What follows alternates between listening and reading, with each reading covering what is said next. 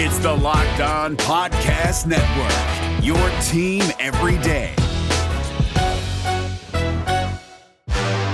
You are Locked On Saints, your daily New Orleans Saints podcast. Part of the Locked On Podcast Network, your team every day.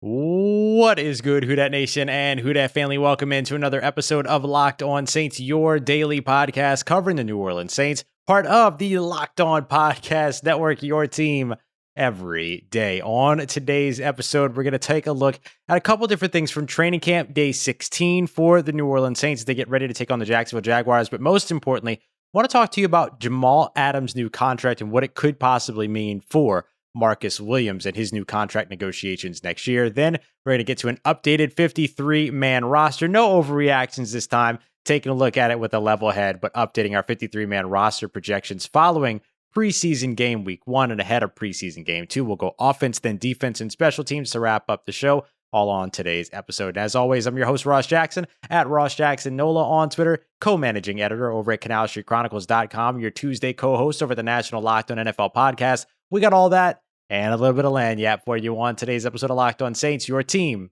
every day.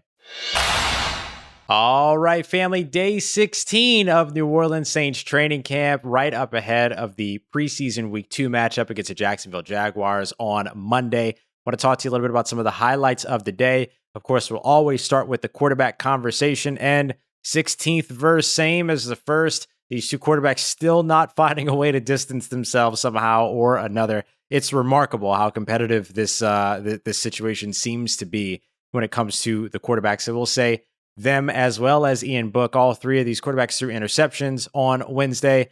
They also had some nice plays on Wednesday, although you did see 3 straight overthrows reportedly by Jameis Winston. So consistency still remains a problem there, but you also see some consistency issues with Taysom Hill as well. So it's all going to be really interesting. And of course, you have to look at the mobility of Taysom Hill. How is that going to come into play? Is that going to come into play? Will we see that against the Jacksonville Jaguars on Monday?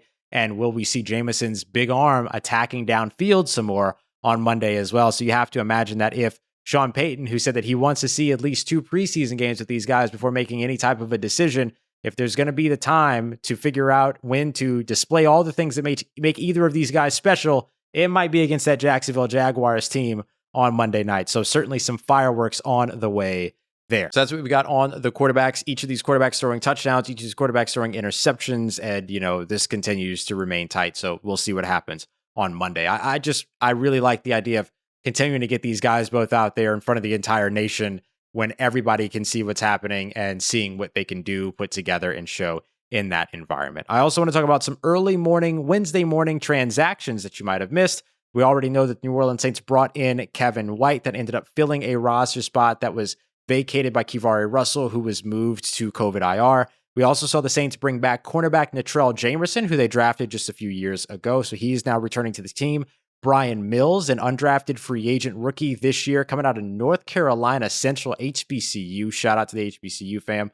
He's coming through. He'll be joining Teron Armstead, also former HBCU alum at Arkansas Pine Bluff. And then they also signed offensive lineman Caleb Benenoch as well. No big surprise there because you look at that, that's a wide receiver, 2 cornerbacks, and an offensive lineman.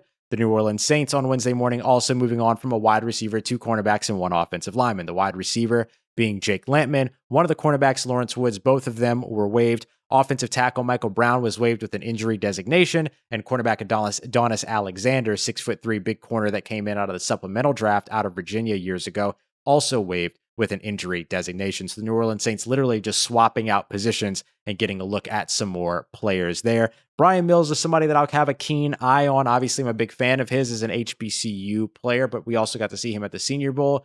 He was a bit of a standout, but is he going to be able to translate that to the next level? Special teams is really going to be the course for him. 6'1", but he's under 180 pounds, so he meets the height sort of prototype that you would expect for the New Orleans Saints, but a little bit light. So we'll see exactly what he's able to pull off in an opportunity to be able to show out on special teams. Speaking of guys showing out, though, after joining the team, I want to talk a little bit about Kevin White. Kevin White, I got a lot of text messages from folks that were at practice today, mentioning that Kevin White looks the part. Now, again, I'm going to continue to pump the brakes on the expectations around Kevin White, the injuries, things like that, especially having back injuries as well as knee injuries, things like that. For those of you that have been around the show for a while, you know how skittish I get around back injuries and neck injuries.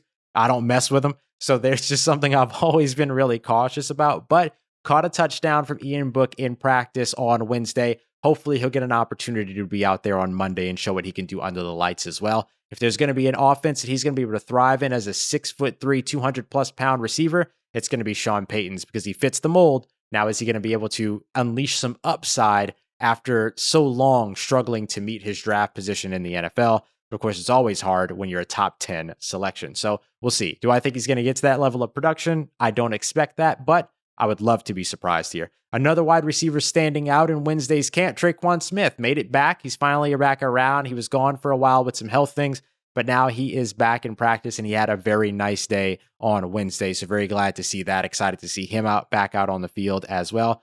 Turning the page over to the defensive side, we saw Marcus Davenport not present for this camp, but by all intents and purposes, in terms of what we've heard so far, it is not much to be concerned about. So we'll be okay here for just this moment, but we will continue to track that story, of course. Grant Haley, after missing some time with some family matters early on in the training camp period, has made his return as well as of late and has stood out quite a bit, making some plays in 1-on-1s and 7-on-7s and 11-on-11 full team drills. So somebody to keep an eye out on, especially with a thinning cornerback position. You might be hearing his name a little bit later when we get to the cornerback position on our updated 53-man roster. Marcus Williams is another defensive back who ended up making his return here recently and has had a nice camp since coming back. He had an interception off of, I believe it was, he had his interception off of Taysom Hill. Brian Poole had an interception off of Jameis Winston on Wednesday. So you love to see Marcus Williams coming back and getting a deep ball interception, just like we saw. I think you can compare it a little bit, at least, to Bryce Thompson's interception on Trace McSorley from a couple of days ago during the Ravens game. And one defensive player to watch who is sort of climbing down the depth chart a little bit is Shy Tuttle. We've seen him already when we looked at the unofficial depth chart ahead of week 1 of the preseason. We saw him third in line at his defensive tackle position, and now we're seeing him take snaps with that second and third team, not really getting any snaps with the first team at the moment, so definitely a developing story to watch. Before we move on to our projected 53-man roster, I want to very quickly talk about Marcus Williams once more, but I want to talk about another safety from across the NFC who signed a deal that immediately impacts the New Orleans Saints and Marcus Williams and their ability to negotiate a contract after this 2021 season. Jamal Adams, the safety of the Seattle Seahawks, signed a 4-year deal or 4-year extension with new money worth up to $72 million, the floor of that being $70 million. So in terms of average money per year, you're looking at either $17.5 or $18 million per year. That is a far venture from what was originally the highest paid safety contract in the NFL, which was Justin Simmons with the Denver Broncos at $15.25 million. What does this mean for the New Orleans Saints and Marcus Williams? It means that Marcus Williams' ceiling just became his floor when it comes to a new contract. Before this Jamal Adams deal, the Justin Simmons money, $15.25 million, was effectively the ceiling. You can get maybe a little bit above that, make him the highest paid safety. You can go a little bit below that, make him the second highest paid safety. But now you got to get above that because you're always going to come in under Jamal Adams there. Jamal Adams and Marcus Williams play a bit of a different safety role. For instance, Jamal Adams has two interceptions in his entire career. However, he had 9.5 sacks last season. The guy does everything over on that defense. So I don't think you're going to get Marcus Williams up to that money, $17.5, $18 million when it comes to the average per year, which isn't literally how much they get paid per year, but just the total contract average. But I do think that now the Justin Simmons deal becomes the new floor for Marcus Williams when it was previously the ceiling you might have to go a little bit above. Also keep in mind, though, that this raises the top 5 average money being spent at that position, which affects the Saints if they were to decide to franchise tag him for a second year in a row, which would be highly unlikely, in my opinion. I also thought that the first franchise tag was highly unlikely, and they did that anyway, so take that with what you will. But also remember, the Saints might be in a little bit of a rush here to try to get a contract done with Marcus Williams before Minkah Fitzpatrick gets his contract done over with Pittsburgh. At least I assume he'll sign with Pittsburgh, because then you could see that money get even higher and those pockets get even swoller for one Marcus Williams. So expect there to be a big time storyline and a big time story to follow when it comes to Marcus Williams potentially re-signing with the New Orleans Saints. So I won't be surprised to see him explore the market first after this 2021 season. All right, y'all, coming up next, we're going to get into our 53-man roster projection, updating the 53-man roster projection ahead of preseason week 2. Wrapped up preseason week 1, got a couple more practices under our belt. Now let's take a look at what's going on with these New Orleans Saints. We'll go offense next, then we'll jump to defense and special teams to wrap up the show. And while we're talking about that safety market, let me talk to you a little bit about the car parts market and where you need to go to make sure that you're not spending $18 million per year. And instead, maybe I can save you some of that money instead. I can't save you $18 million per year, but certainly I can save you up to 30, 50, sometimes 70% on the part that you're looking for. The same part that you can get around the corner at the chain store, but at a much cheaper price. We're not talking about cheap parts here. We're just talking about cheap prices for the same parts that you can get at those other stores where they're going to upcharge you because you're a do-it-yourselfer as opposed to a wholesale professional. Over at rockauto.com, there's no such division. Whether you're a do-it-yourselfer or a professional, you pay the same price. They're a family business that have been helping auto parts customers online for over 20 years, so go and check them out at rockauto.com. Don't forget to let them know that Locked On sent you by writing Locked On in the How'd You Hear About Us section. Amazing selection, reliably low prices, and all the parts your car will ever need at rockauto.com. All right, Who Dat Nation, continuing on with today's episode of Locked On Saints. Want to go ahead and jump into our updated 53-man roster. So I went ahead and had some fun earlier on in the week getting into some overreactions and things like that. But let's go ahead and take a more tempered approach at the actual look at our 53-man roster ahead of the second preseason game against the Jacksonville Jaguars. And then, of course, we will update that again next week ahead of the third and final preseason game as the Saints will host the Arizona Cardinals the following weekend. All right, so at quarterback, I've got Jameis/Taysom, Taysom/Jameis, however you want to put it, and Ian Book. That's still easy. No big changes there. So those are your 3 quarterbacks for the New Orleans Saints. No big surprise. Over at the running back position, Alvin Kamara will, of course, be your top running back. Latavius Murray. Then I swapped out Devonta Freeman, put in Tony Jones Jr. Then we still have Dwayne Washington and Alex Arma, of course, at the fullback position. The reason why I put Tony Jones Jr. in there right now is because right now he's, to me, got a leg up over Devonta Freeman. Yes, they both fumbled, and because of that, Sean Payton is going to sort of erase all the good things that Tony Jones Jr. did, and understandably so, because if you turn the ball over, none of that stuff matters. However, he actually had some good to take away. Devonta Freeman had 6 carries for 6 yards and a fumble. Did not look great. Now, both of them are able to also catch the ball out of the backfield, but you saw that from Tony Jones Jr. in addition to his pass blocking, in addition to his special teams play. I think that he has a really, really good shot to make the roster this year. But remember, I also thought he had a really good shot to make the roster last year, and he ended up on the practice squad. So, we'll see exactly how that all actually plays out. All right, over to the wide receiver position. I had them keeping 7. I now have them keeping 5. And of course, at the top of that list is one Marquez Callaway. Then you've got Tre'Quan Smith, Deontay Harris. I'll circle back to him in a moment. Ty Montgomery and Kwan Baker. Of course, Michael Thomas is going to be out for the first few games of the season as he continues to recover from his ankle injury and ankle surgery. As for Deontay Harris, he did have the DUI arrest over the course of the offseason. We expect that he will probably face some league discipline for that, likely in the form of a suspension. If he doesn't make the roster, I will assume that it will be Tommy Lee Lewis who ends up making and getting that spot. Now, it could be Kevin White. It could be somebody else that ends up getting in there. It could be Chris Hogan. But my expectation would be that they would end up going for somebody that can also be a bit of a returner for you so that Marquez Callaway doesn't have to be that. It can still be that sort of fast, small option on your offense, which Tommy Lee Lewis can fill that role. There is also still the opportunity of a potential reunion at some point with Jalen McCleskey as well, which I would, of course, love to see, but we'll see how that all goes. New Orleans Saints have also been bringing in some former wide receivers over the course of the last couple of weeks. They saw Malachi Dupree as well as Benny Fowler. Maybe one of those guys is able to eventually make a return to this roster as well. All right, next we're going to take a look at the tight end position. No change here. Adam Troutman, Nick Vanette, and Juwan Johnson. I think technically you can probably start to put Juwan Johnson up above Nick Vanette because you might see him take more snaps because he can be there as a blocker, but also somebody who would have a heavy role in the passing game as well. But for right now, I'm just going to keep him down as the third tight end. But I definitely have him make the roster at this point. He has been a very pleasant surprise. Please go and check out Nick Underhill's piece on Juwan Johnson becoming a weapon for the New Orleans Saints over at neworleans.football. It's a fantastic read.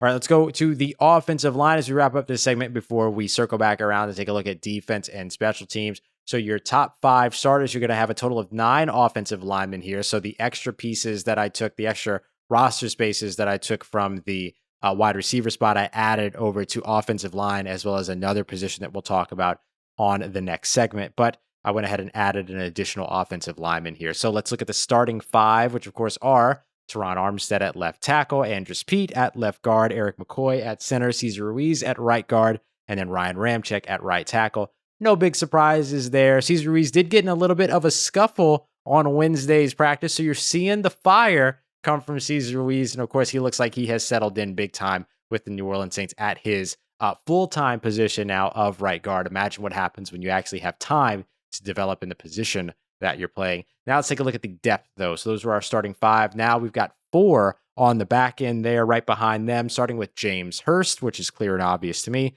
Will Clapp, who's just very familiar with the system. Also keep an eye out for Derek Kelly at that spot. Landon Young, the rookie out of Kentucky from this year. And then I threw J.R. Sweezy on there just because you get another veteran player, put him kind of in the same Nick Easton role to where you can use him as a depth piece just about anywhere on the offensive line. So there's some really good value there with a guy like J.R. Sweezy to where you didn't pay a lot of money for him, but he ends up serving several different roles. Think about him as a P.J. Williams on a vet minimum contract that's not actually counting against your salary cap right now because it's not expensive enough to hit over the top 51 cutoff. So it's a pretty good situation for the New Orleans Saints there. All right, family, coming up next, we're going to jump over to the defensive side. How many cornerbacks, how many defensive backs are kept, and what does the linebacker room look like, as well as some questions that we're going to answer on the defensive line as well, and what the heck is going on at kicker. We'll talk about all that as we continue on and wrap up today's episode of Locked On Saints. Before we get to all of that, I want to let you know that it is that time of year again. Football season is right around the corner, so it's time to start getting in on all of that action and all of that fun. And as always, betonline.ag is the best and easiest place to place all of your bets this football season. And there are a couple of big things that I want to tell you about that are going on. So first of all, you can get updated odds, props, and contests, of course, all throughout, including a $500,000 NFL mega contest that's going on, and the $200,000 NFL Survivor contest that are open right now over at Bet Online. So head over to the website or use your mobile device to go and sign up for a free account today and get ready for this, 100% welcome bonus on your first deposit. So go and get signed up today. Be sure to take advantage of their opening day super promo as well. Make a bet on the Thursday, September 9th matchup between the Dallas Cowboys and the Tampa Bay Buccaneers. And you end up, if you lose the wager, you still get refunded up to $25. So you go ahead and mitigate a little bit of risk by getting in on the action early. So it's the fastest and easiest way to bet on all of your favorite sports, from football to basketball to boxing, reality TV shows, stuff outside of sports as well. It's our good friends over at Bet Online, your online sportsbook experts. Let's get it, Houdat Nation. Wrapping up our 53-man roster projection. Going to take a look at the defense as well as special teams.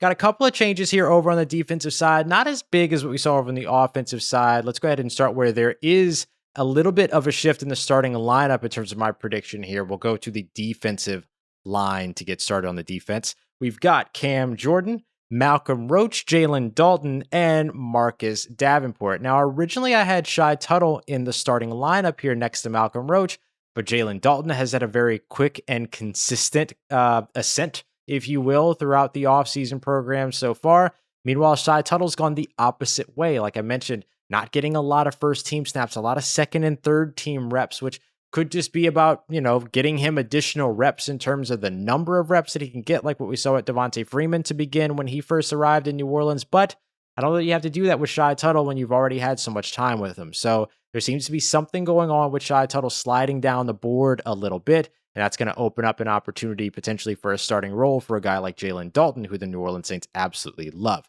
Now let's take a look over on the depth side here. So we had the 4 to start. We've got 5 in depth, so a total of 9 defensive linemen. Let's take a look at the backups here. So this goes to Carl Granderson, then rookie first-round draft pick Peyton Turner, Here's where Shai Tuttle comes in, Christian Ringo, and then I still have Tono Passanio here, though there's a potential for this to maybe be a JT McIntosh, for instance, or a couple of other players that could get into the mix. But I think that's pretty solid depth. This defensive line should actually be in a pretty good place going into 2021, assuming all health is there. We continue to kind of be a little bit concerned around Peyton Turner, what's going on there, and if he's going to be able to be, sustainable and everything. He did have some injury issues early on in his career, not so much later in his collegiate career, or not as concerning later in his collegiate career. So, you do get a little bit worried there. And of course, as we mentioned, Marcus Davenport was not present as practice on Wednesday. We'll see if he's there on Thursday. All right, let's go to the second level here. Take a step back, go to the defense. We know this unit is led by the one, the only Demario Davis. Then right behind him, I've still got Quan Alexander in that second spot. We'll come back to that. Zach Bond, Pete Werner, Zach Bond, whatever order you want to put them in. I think I just happen to have them in Pete Werner, Zach Bond, but I think Zach is probably above on a depth chart. And then you've got Caden Ellis and Chase Hansen. Now, Chase Hansen is a new name on this list. I ended up putting him here because I think that he can end up filling a little bit more of a Mike linebacker role. They don't actually have that depth. If that were to be Andrew Dowell, who's a little bit more of a will linebacker, really and truly. So I think that you want that true Mike linebacker depth behind Demario Davis. And that's why I think Chase Hansen ends up getting the opportunity here. If Quan Alexander is healthy and ready to go at the beginning of the season, regardless, I think he'll be on the roster. But if he, unless there's a reason to start him off on injured reserve or anything like that, which would be tough for them to do. But, anyway, they would, because they'd have to waive him and then he'd have to clear waivers and then they could add an injured reserve. And there's just no guarantee that that's going to happen. And so, I think that if he's healthy and he gets started at the top of the season, then he is your will linebacker next to Demario Davis, get all the energy back in the Superdome and ready to go between those two. But if he's not healthy and not ready yet, then I think Zach Bond is your go-to with Pete Werner having missed so much time over the course of camp as well. All right, let's take another step back, go to the secondary. Let's start with the starters here. We're going to see a total of 5 cornerbacks, then we'll go to 5 safeties, so we get an additional safety position or safety player involved at the position, thanks to the second wide receiver that I cut from the original 7 to only keep 5 this time around. So let's go to cornerback here to start. We'll start with Marshawn Lattimore, who is your clear and obvious starter. We'll see what happens. There's a potential that he could end up suspended to open the season. We'll talk about that. CJ Gardner-Johnson, I'm still considering him a corner because he plays nickel. Ken Crawley, Paulson Adebo, the rookie out of Stanford, and then Grant Haley is the new name here. You could also put Brian Poole here. I could make an argument for Brian Poole, and I'd happily make an argument in favor of Brian Poole because he gives you a slot cornerback, a proven slot cornerback. In fact, I'm starting to change my own mind here. Gives you a proven slot cornerback behind CJ Gardner-Johnson because you no longer have that now that Patrick Robinson has retired. So even if Patrick Robinson were to end up starting on the outside, it was good to keep Brian Poole because then you didn't have to move Patrick Robinson back to the inside. But then if Patrick Robinson wasn't starting on the outside, then he was your depth on the inside, and now you don't have that depth on the inside. So I think I might have just talked myself out of Grant Haley a little bit. Sorry, Haley Hive. But you know what, Haley Hive? He could play in the slot too. So maybe it's a battle between Grant Haley and Brian Poole for the primary backup slot guy behind CD Deuce. That would be a battle that I would be very intrigued in continuing to watch, and I think could benefit both of those players. The rest of the names on this list, of course, should be absolutely no surprise. Will it be Paulson Adebo or Ken Crawley to take that spot opposite Marshawn Lattimore, however? And then, of course, if Marshawn Lattimore is suspended to open the season, then you have to find another body and potentially go out and find another player at this position. Maybe there's a spot where Brian Mills makes it as a special teamer, so on and so forth. All right, and then we'll look to wrap up the defense here with safeties. This unit, of course, led by the tandem of Marcus Williams and Malcolm Jenkins. Right behind them, PJ Williams, who can also play in the slot for you and play at corner for you. You've got JT Gray, and then Bryce Thompson. Bryce Thompson has mostly been playing for you as a safety so far, but he got some reps at corner over the last couple days of camp. So you're seeing his versatility again that allows him to challenge a guy like PJ Williams for a roster spot potentially, or at least show that same type of usability, versatility, and fluidity, which could help him make the roster, just like it has helped to keep PJ Williams around quite a bit. JT Gray, of course, makes this as your core special teamer and very likely your special teams captain in 2021. And speaking of special teams captains in 2021, let's talk about special teams where we need to take a look at kicker, punter, and long snapper. So let's go ahead and take a look at this list right here because the answer at kicker right now is nothing. A bunch of question marks. We don't have any clarity there at this moment. There is an open roster spot by my calculation at this time. So maybe Thursday or Friday, you end up seeing the some kicker that gets brought in to, help out on Monday up against Jacksonville. But the entire list right now, kicker, question mark, question mark, question mark. What role are we going to do, Raggy? Then you get to punter with Balake Gillikin. And then, of course, you have long snapper Zach Wood. Balake and Zach, absolutely big-time locks for this team. So, all right, family, that is our 53-man roster update ahead of the Jaguars game on Monday. Coming up tomorrow, I want to get your questions. So if you got anything that you want me to talk about, if you're watching on YouTube, drop them in the comments. If you are a part of the Locked On Saints Facebook group, I'll have a post up over there so you can get your questions in. And of course, you can always send me questions as well on Twitter at RossJacksonNola, Nola. So I can get your questions in for Friday because we essentially have an extra preview episode. So I can take a look at players that, to watch and all of that stuff on Monday's episode in preparation for the Monday evening game.